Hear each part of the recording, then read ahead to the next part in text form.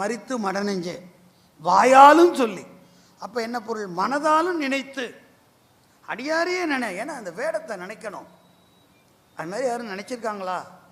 திருஞான சம்பந்தர் நினச்சிருக்காரு. அப்புறம் பார்க்குறார், கண்ட கவுனிய கன்றும் கருத்தில் பரவு மெய்க்காதல் தொண்டர் திருவேடம் நேரே தோன்றியது. கவனிக்கணும். கருத்தில் பரவு மெய்க்காதல் தொண்டர் வேடம். அப்போ அடியார் வேடத்தையே தான் நினச்சிக்கிட்டு ஆளுடைய பிள்ளையார் இருக்கார். அதனால தான் அவர் திருந்து தேவன்குடின்னு ஒரு ஊர் போகிறார். அங்கே சுவாமியே அருள் வேடம் காட்ட ஆளுடைய பிள்ளையார் தொடர்றார். அருள் வேடம் சாமி காட்டுறார்.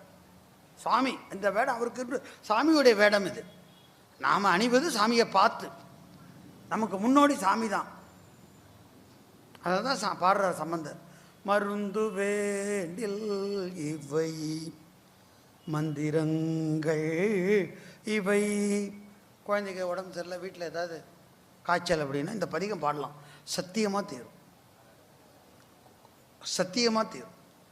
அதுக்கு தான் கடைசியில் ஒரு அடி வச்சார் சம்பந்தர். இது எல்லாருக்கும் சாத்தியம் இல்லை. அருந்தவத்தோர் தொழும் அடிகள் வேடங்கள். சாதாரண ஆள் கும்பிட மாட்டான். அருந்தவன் செஞ்சவன் தான். ரொம்ப தவம் பண்ணி அந்த மேல்நிலையை எட்டினவனுக்கு தான் திருவேடத்தை கும்பிடக்கூடிய அந்த மெய்ப்பாடு வரும்.